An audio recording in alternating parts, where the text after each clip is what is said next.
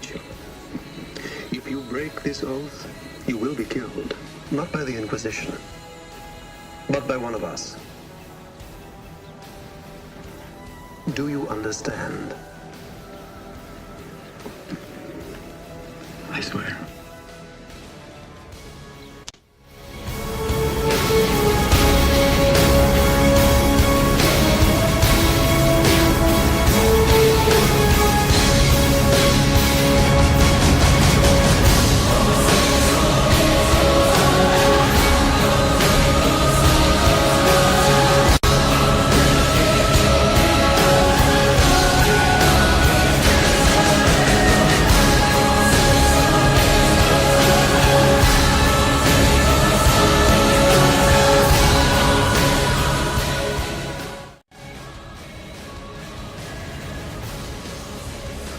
No book must leave this room. Even the slightest suspicion should arise. We are lost.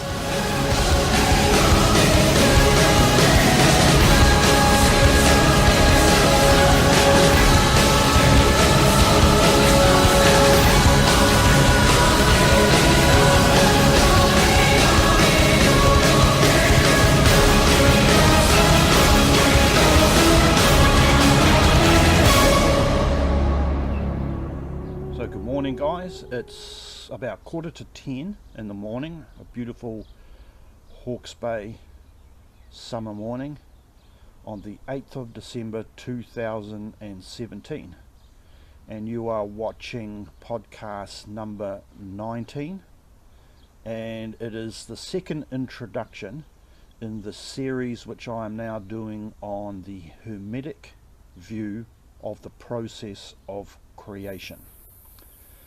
And we need a second introduction because the previous introduction we discussed the concept of alchemy itself, for people who are watching these podcasts who don't have a lot of familiarity with the subject of alchemy. And in this podcast we are looking at an introduction to the primary text which I'm going to be discussing in this forthcoming series. And I'm providing an introduction on this text because a lot of people will not be familiar with serious alchemical literature, and a lot of people watching this podcast will have varying degrees of understanding about the background from which this text that we are going to be discussing arises from. So we need to look at the text itself, and we need to look at the text in the context of the period in history where it was written and began to circulate in the Hermetic community in Europe. So the Golden Chain of Homer, no one is really sure who the author of this text was, or at least who the original author of this text was. The name which is provided as the author of this text is a guy by the name of Anton Joseph Kirchweger, and he was an Austrian, and he published this text around the year of 1723, so at the beginning of the 18th century. But commentaries on the text itself around that same period insist that the original author of the text was a German Rosicrucian who used the esoteric alias of Homerus. So the authorship of this text, at least in one point of view, wasn't the famous Greek Homer, the historian Homer, or it's not based on that Greek historian's writings or ideas. According to at least one author or commentator associated with the Golden Chain of Homer, the name Golden Chain of Homer, that individual Homer was allegedly a Rosicrucian initiate who was living in the latter 17th or early 18th century. Now, I've said that the Golden Chain of Homer was originally published around 1723. The earliest published edition that we have of this text actually says 1723, but we know that handwritten versions of the Golden Chain of Homer were circulating within the German and possibly French esoteric Hermetic community well before 1723. And this is where we don't understand exactly who the original author was. The assumption that is being made is that Kirkwigger only edited the text. He took the written version, which was written by somebody else, probably a German Rosicrucian, and he formatted that text for publication and then had it published in Leipzig in 1723. So we're not sure of who the exact author is. It's just generally accepted today that it's Anton Kirkwigger.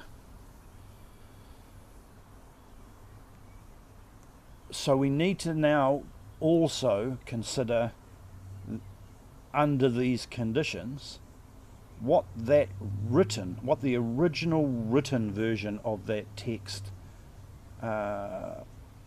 looked like, and under what conditions it was produced.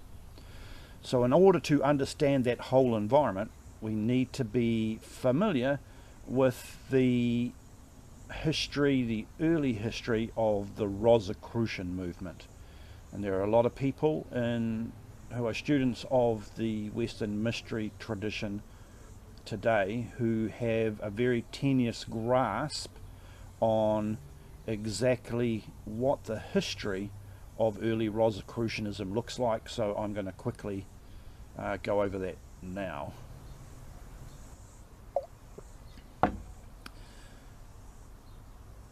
Around the year 1614, right at the beginning of the 17th century, a pamphlet was published in Germany and then in other European countries, which purported to originate from a secret Western Hermetic fraternity known as the Brotherhood of the Rosy Cross.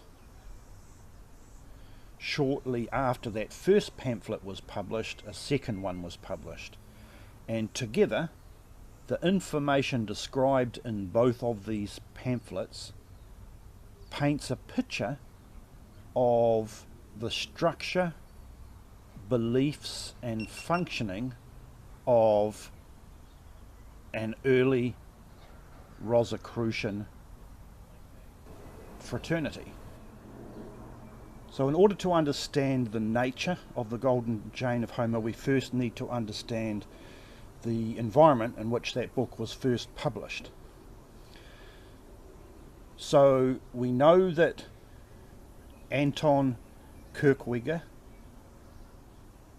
may have originally written the text, but we certainly know he took the original private written manuscript and edit it in order to publish it in Leipzig in 1723.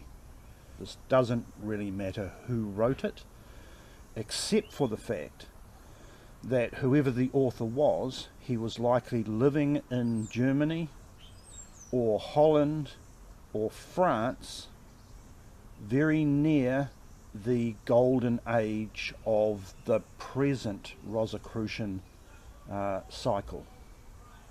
So in order to understand what happened around the time that this book was written originally as a handwritten manuscript and then published as a book in 1723, we need to understand the nature of early Rosicrucian history. And I'm aware that a number of people that are watching these podcasts probably do not have a very in-depth understanding of the nature of early Rosicrucian history. So the first thing we need to grasp about early Rosicrucian history is that the Rosicrucian fraternity itself could be said accurately to be the mother system of modern Western occultism. This is why studying the history of the Rosicrucian fraternity is so important.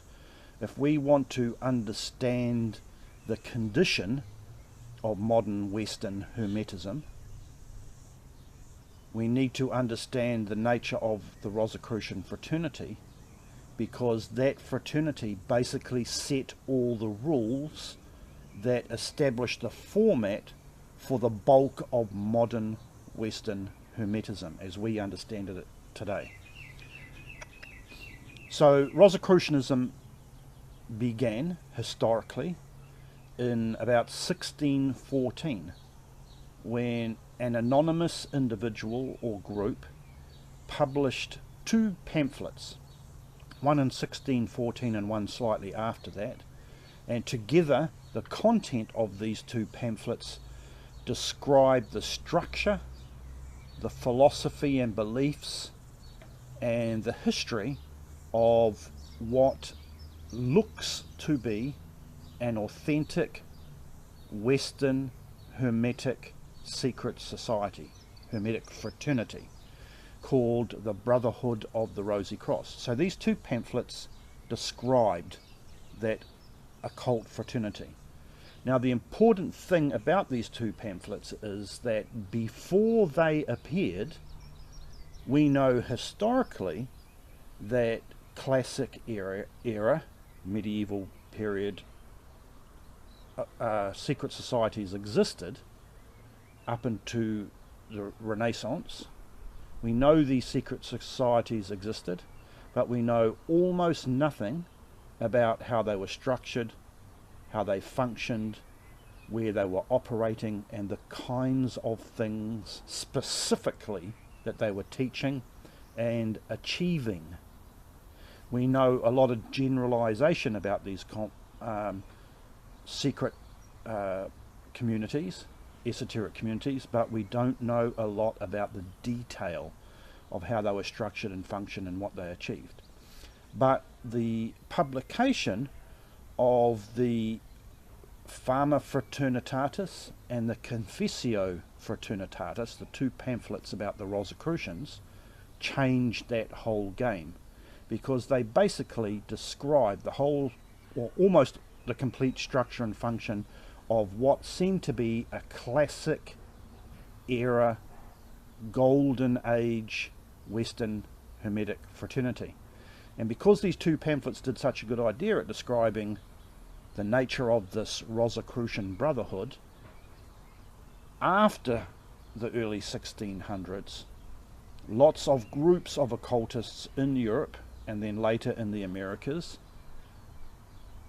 created new esoteric societies and fraternities, and they based their beliefs and structures and functions on the kinds of things that were described in those two pamphlets in order to give themselves an air of historic validity. One of the important arguments about the brotherhood that is described in these two pamphlets, the Fama and the Confessio, is that nobody really knows who produced them. So there are a lot of arguments about whether the Fama and the Confessio describe a real fraternity or not, or an ideal fraternity based on concepts that were known to be part of occult secret societies in that time, or whether it was an actual verbatim old school Western Hermetic secret brotherhood. Nobody knows today whether it was a real brotherhood or not.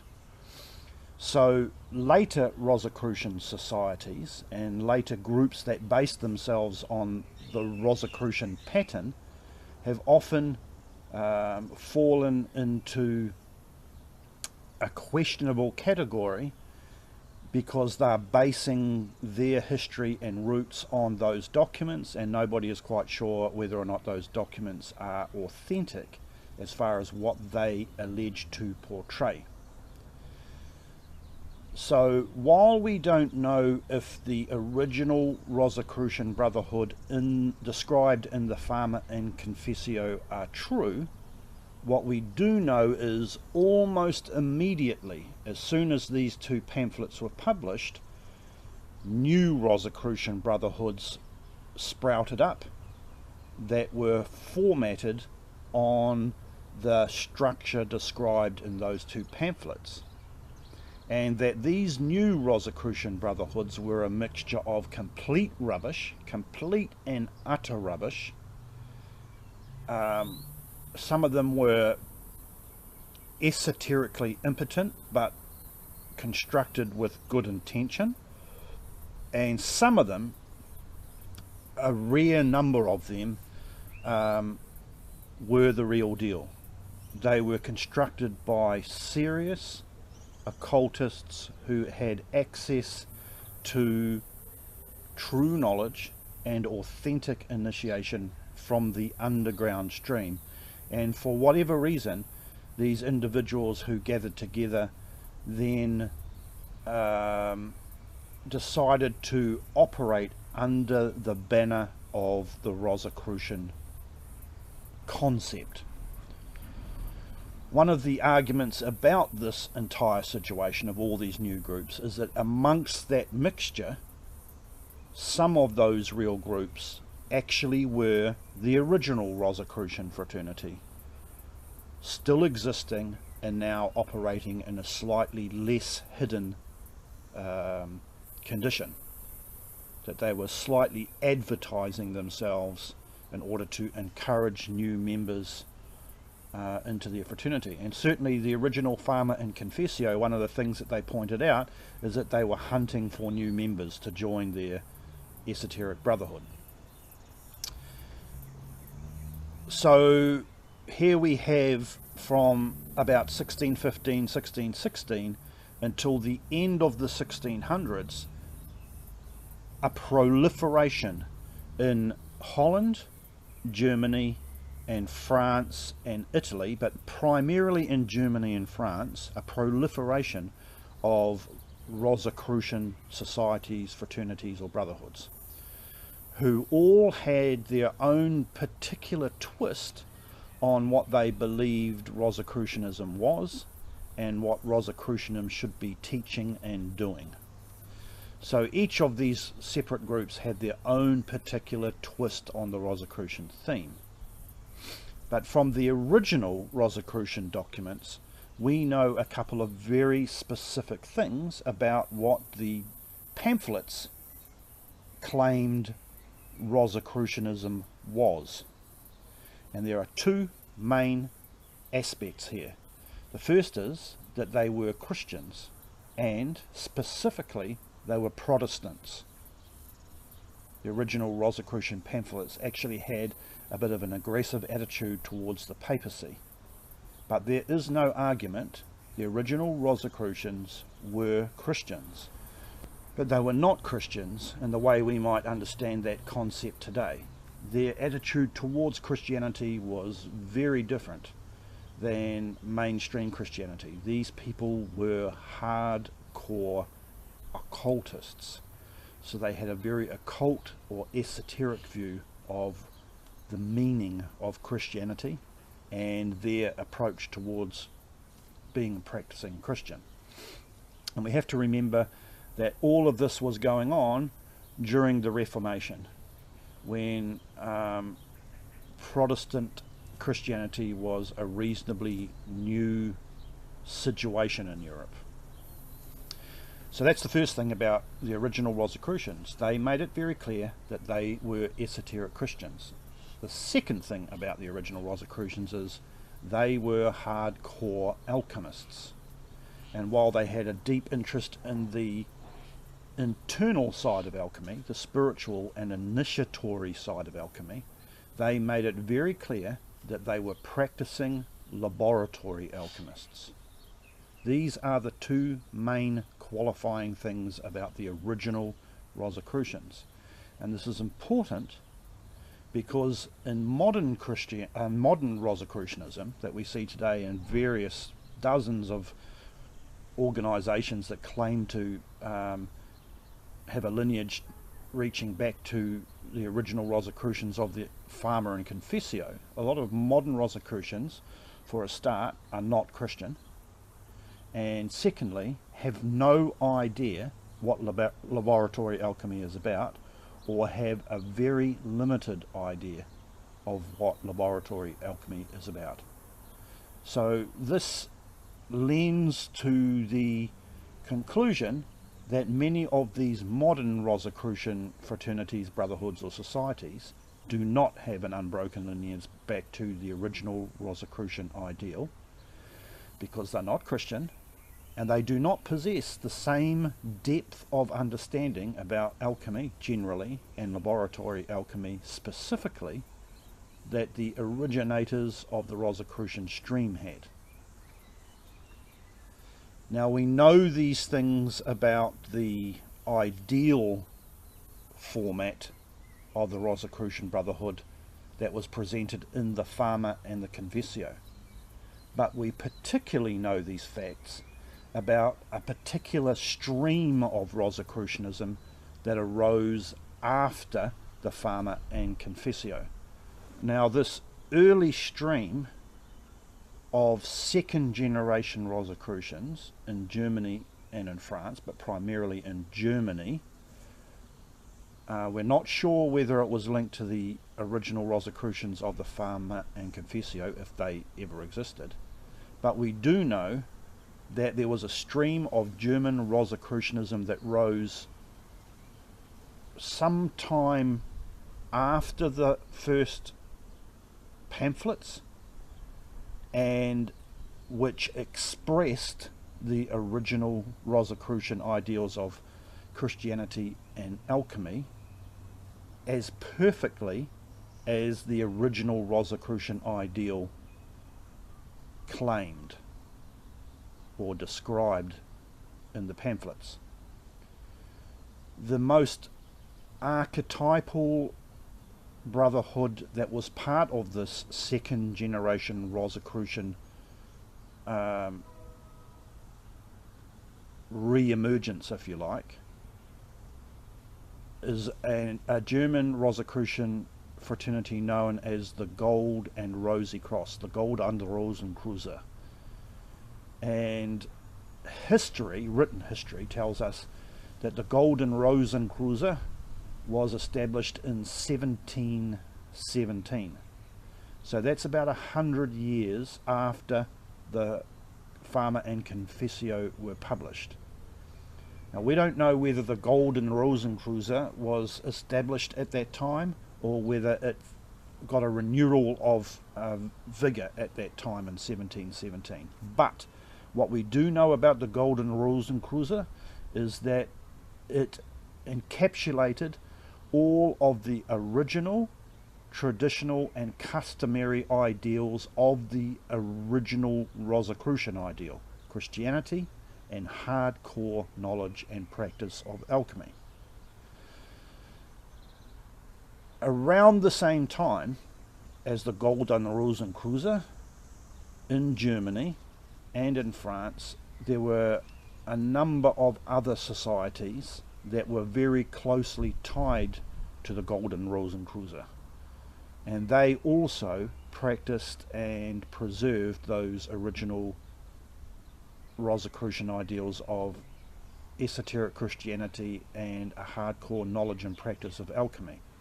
So what we have by the time the Golden Rosenkreuz arose in Germany is a small body of tightly knit and very secretive alchemists who were also hardcore esoteric Christians who were preserving the Rosicrucian ideal.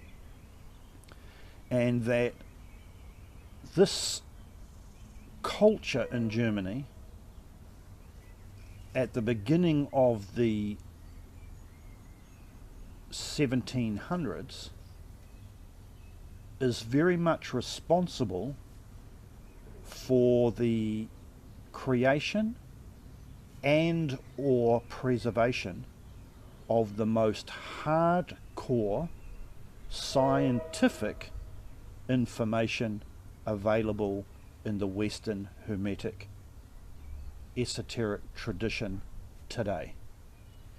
When we look at all the occult records, knowledge and practices that have been preserved and passed on, which we have access today, that group of German Rosicrucians that were accumulating around the Golden Rosenkreuz in 1717, those people were the most hardcore core of Western Hermetism, and I'll explain why.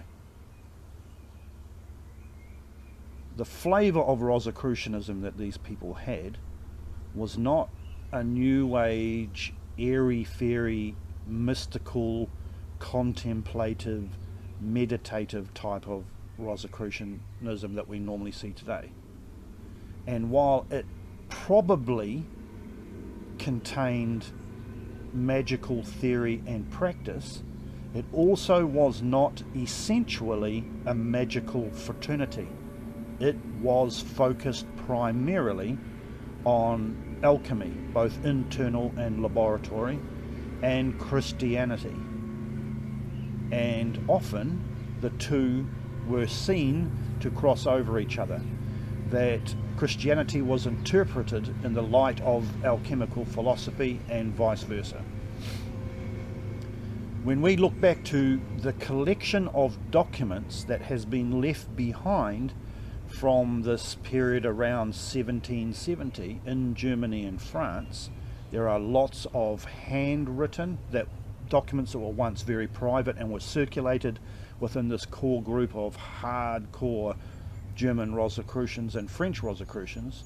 When we look at those handwritten documents and then later published documents that came out of those handwritten documents, when we read them with understanding, we can clearly see that the men and women who produced these documents were involved in a movement that was very scientific. They were laying the foundations for what would later become modern science, but they also had a very tight marriage of esoteric culture with their scientific understanding. So they approached laboratory alchemy very much from a scientific point of view, and this is very evident in the documents that they left behind. It's important for us to understand that this scientific mindset was a core aspect of early Rosicrucianism, early hardcore Rosicrucianism, in opposition to the kind of thing that we see in modern day Rosicrucianism, which often has no attitude about a scientific and research approach to occultism at all, and is very new agey, very superficial and fluffy, and very mystical and contemplative rather than hardcore practical. The men and women that belonged to these early Rosicrucian groups that seemed to have their central base in Germany at this time, although other people argue that Rosicrucianism actually began in other places like in the United Kingdom, and that for a long time had its base in places like the United Kingdom. There is no doubt that historically speaking, as far as documents that have survived are concerned, the bulk of those documents come from Germany. The next probably equal amount of quantity of literature we have from early Rosicrucianism comes from the UK and France primarily. That these hardcore scientific people had an attitude where they wanted to prove the tenets of esoteric Christianity, and they also wanted to preserve and develop a science in the format of laboratory alchemy, which could effectively act as an evidential and existential proof of esoteric Christian concepts. So they were looking for proof.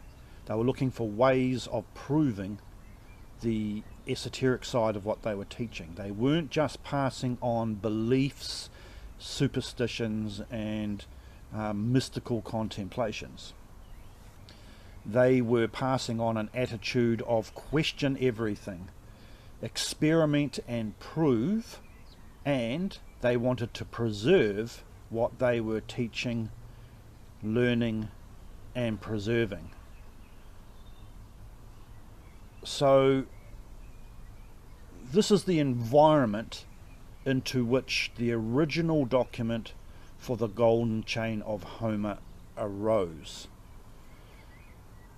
We know that Anton Kirkwigger published what was originally a handwritten manuscript in 1723, which is around the same time as the beginning of the Golden Rosenkreuz, and that this document, the Golden Chain of Homer, has all the hallmarks of being produced out of that core group of hardcore Rosicrucian initiates in Germany. So this is one of the most important things about the Golden Chain of Homer, is that it came out of that group. It has been translated into English, and it is one of the few English language, non-Latin, non-German, non-French language hardcore Rosicrucian source works that we have access to. We can read the Golden Chain of Homer, and we can get a very good idea about how the men and women who were involved in that early hardcore Rosicrucian source stream were thinking about things, what they were doing, what they were teaching, and the way that they were thinking about things. And we're not saying, and I'll repeat this again, and I'll repeat it again in future, that what they taught was accurate, but we first need to understand what it is exactly that they were saying. What did they believe? What were they teaching? What kind of knowledge and philosophy were they preserving and passing on? We can't make an accurate judgment about whether or not the knowledge that they possessed was accurate until we understand exactly what it is that they were thinking, what they believed, what they were teaching, and the way that they taught this information. So we have to know that first. And the Golden Chain of Homer is important because it is a window into that very secret early German Rosicrucian mindset. And it establishes a very firm rule. It is impossible to argue that the early Rosicrucians were into hardcore alchemical lab work if you read their documents, because there is no argument from their privately circulated handwritten documents and then their later published documents that these people not only were doing lab work, but they weren't deluded that the lab work was a chemical operation when in fact it was supposed to have been only a form of spiritual psychology of some kind. They understood that original alchemy was both a spiritual philosophy and practice, an internal lab work, and an external or chemical lab work. They knew alchemy was both things, and they published documents primarily on the lab tradition in order to present a model of the internal mechanism, which they expressed through their esoteric Christian teachings. The other important thing about the Golden Chain of Homer, besides the fact that it gives us a look at an easily accessible look at the kinds of documents these early German Rosicrucians were producing, is that this specific document explains a core teaching, a core part of Hermetic philosophy, a ground theory upon which Rosicrucian esoteric Christianity and Rosicrucian esoteric chemistry or alchemy is based. The Golden Chain of Homer is talking about what we call in modern scientific circles first principles. In other words, first concepts upon which everything else that you teach are based. So it is important that these first concepts are proven facts, because otherwise everything else that you build on top of those first premises collapses under the weight of not having a strong foundation in evidence and proof. This is the third important concept about the Golden Chain of Homer, the third important thing that we need to understand about the Golden Chain of Homer. And this third thing is that the Golden Chain begins by explaining the Rosicrucian and historic Hermetic explanation, theory, philosophy of the process of creation.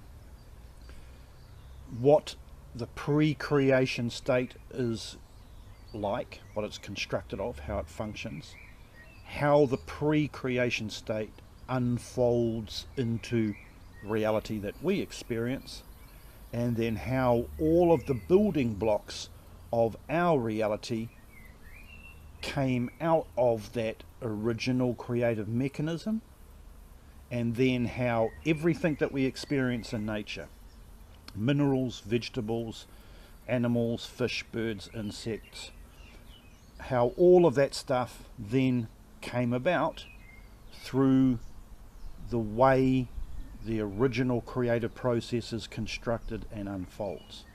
This is what the Golden Chain of Homer attempts to describe, and it begins by giving the theory. This is how the reality that we live in is created. These are the pieces of the mechanism. This is how they unfold. This is what happens to them. And that's the chunk of the Golden Chain that we're going to look at in this next series. Then after that theory, after that initial philosophy and explanation, the Golden Chain then presents a number of experiments, laboratory experiments, very simple ones, that purport to prove through demonstration that the theory at the beginning of the book is accurate. We know that A plus B equals C in the creation process, because look at this. If you do this, that, and the other thing, it proves that what we're saying is actually true. Now, this is very important. For the average occultist, for the average Western Hermetic student, they have no idea that a big part of our tradition, especially since the unfolding of the Rosicrucian concept, encapsulates a very large number of technical documents which describe, in the same fashion that documents on modern physics describe, the nature of the universe, how it is built, how it is created, how it is maintained, how it is destroyed, and how it is reborn again. These documents are not wishy-washy. They're not like allegorical, metaphorical, poetical, vague explanations about things that the kind of New Age mentality accepts as being highly spiritual. These are technical scientific documents that have blow-by-blow experiments attached to them, and the Golden Chain of Homer displays for us a number of these experiments and encourages us to put them into effect, and thereby to prove the ground bed foundation philosophies which are the very root of all Hermetism. Now, the next question that is obviously going to arise is, are these experiments which the early Rosicrucians recorded and encourage us to read, study, understand and practice and understand, do they actually work?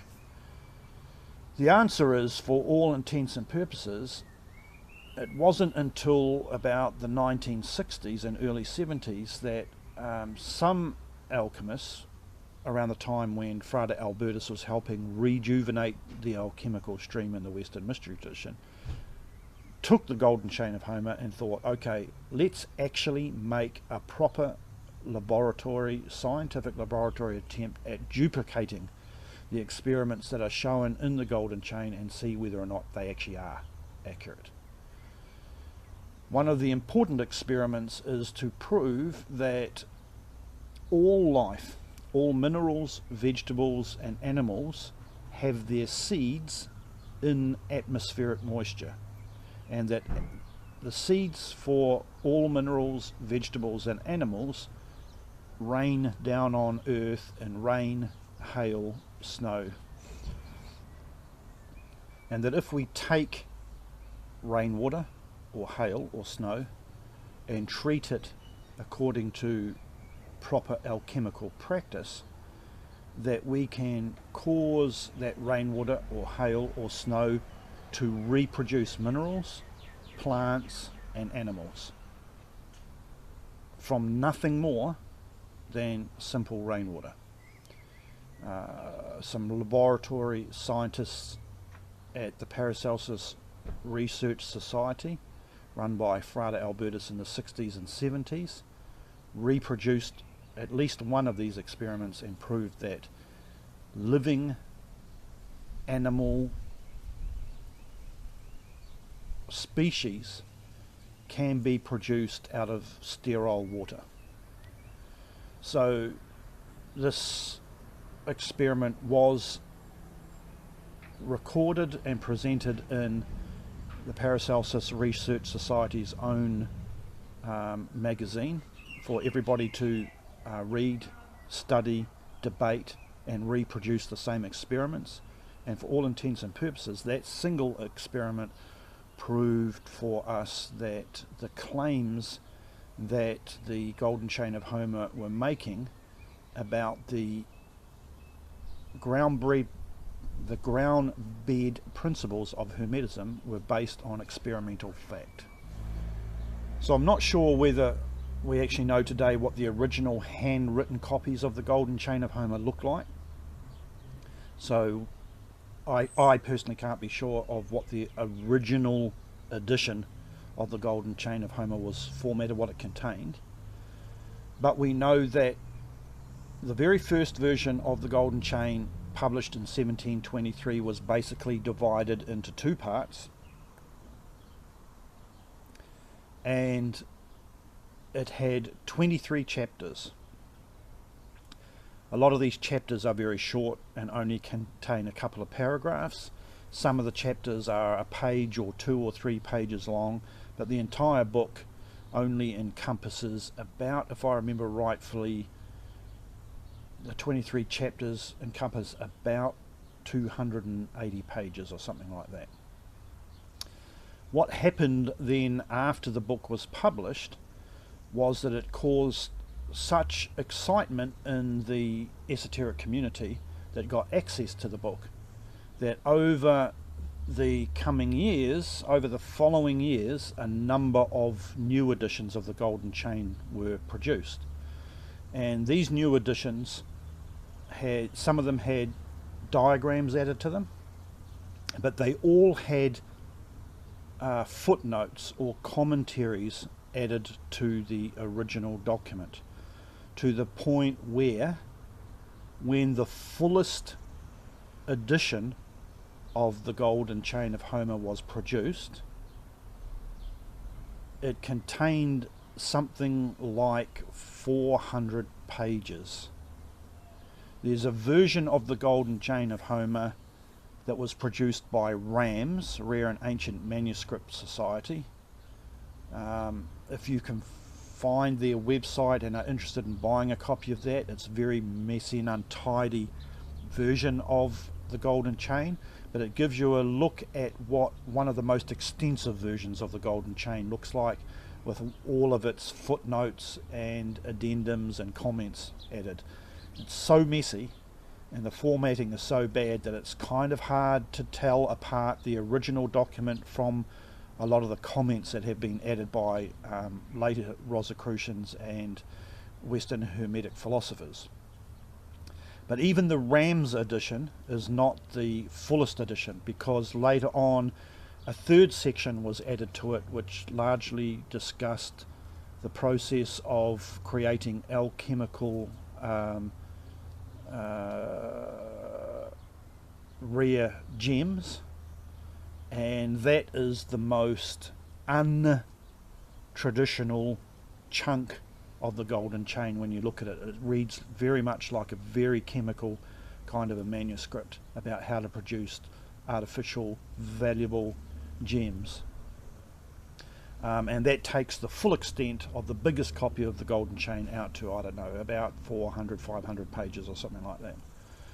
So if you're very interested in the document itself and the most extensive versions of it, you can buy a copy from the RAMS website, RAMS, Rare and Ancient Manuscript Society. I think that's how you pronounce an acronym.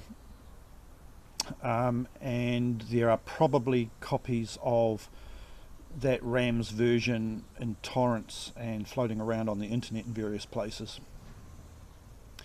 But the core version, the simplest original published version, can be found at Adam McLean's website, the Alchemy website.com, I think, and he gives part 1. Remember, there were 2 parts, 23 chapters in all. Part 1 has 17 chapters in it.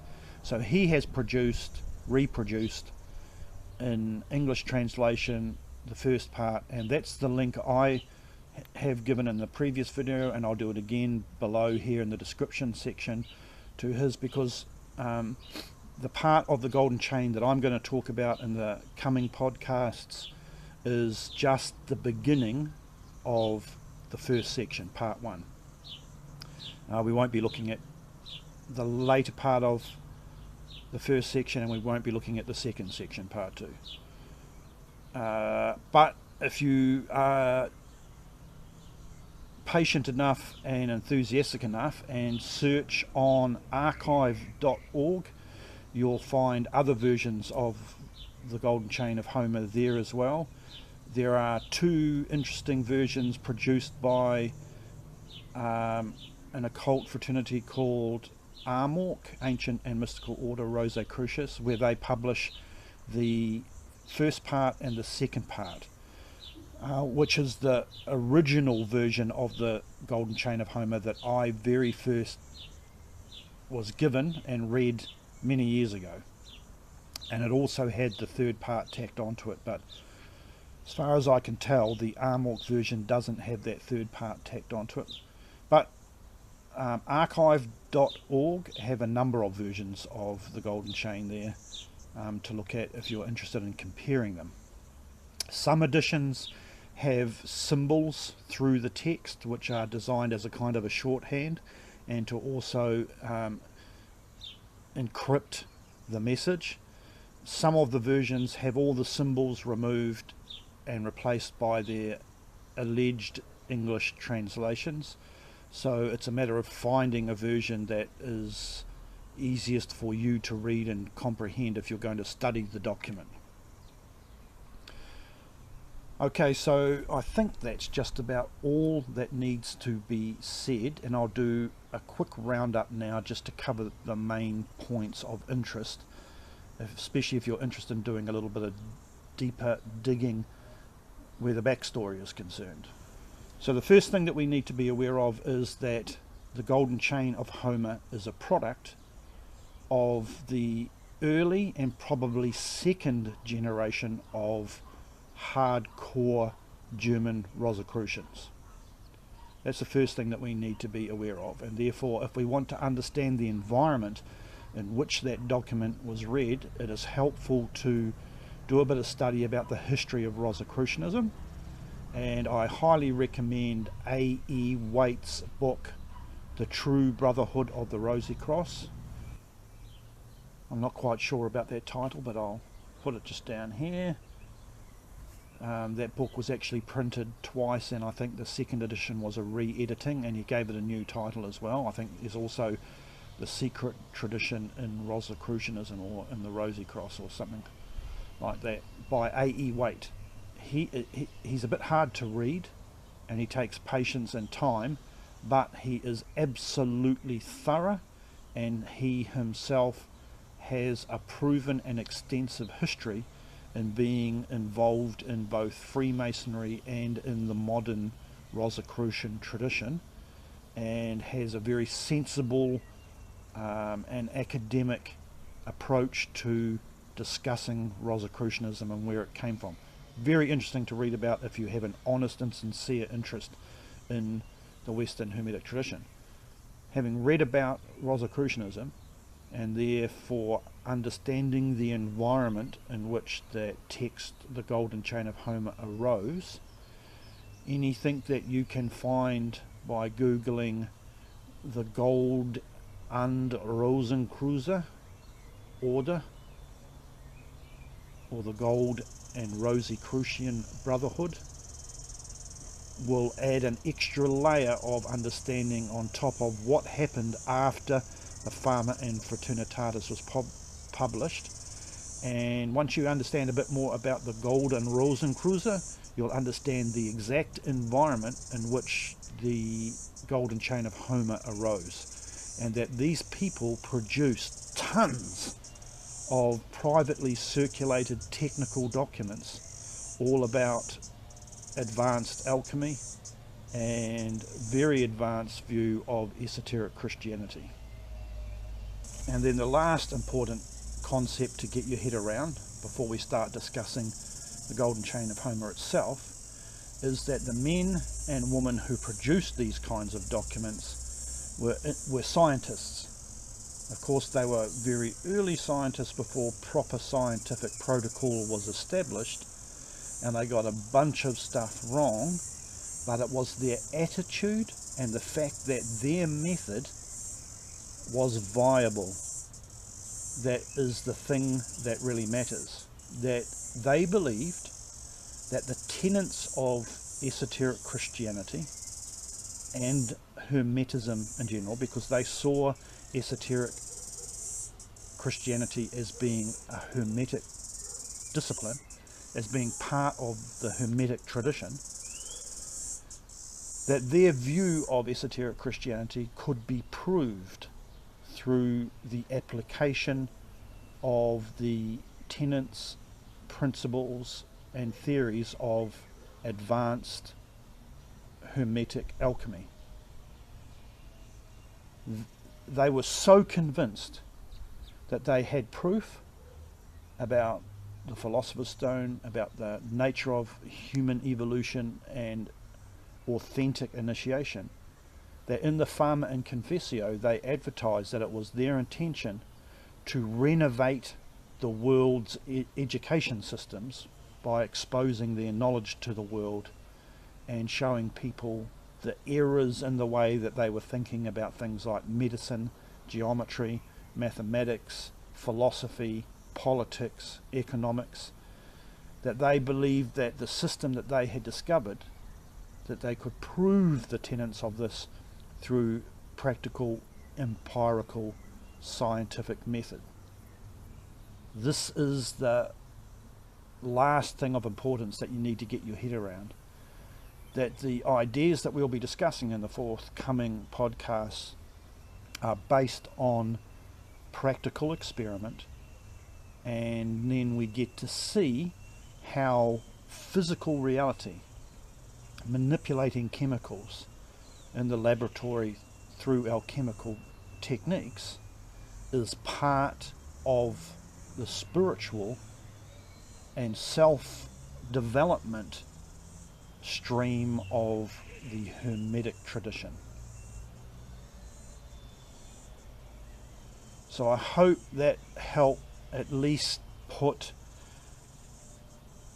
the text of the Golden Chain of Homer in a bit of a proper context, a bit of background, so that you know where the thing came from and where the knowledge for this stuff came from, and why the author or authors of the Golden Chain saw things the way they did, and why this document is so important in the scheme of things, not only for what it teaches, but for the fact that it points to the reality that there are lots more documents like this that also provide tons of extra proof of things that can be worked out experimentally, and which also deserve to be researched and upgraded into modern understanding. So thanks for tuning in. Podcast number 20, which will be the next podcast, we'll start looking at the first couple of chapters of the Golden Chain of Homer, and I'll be breaking them down word by word and sentence by sentence and explaining exactly what it is that the author or authors of that document were trying to describe for us.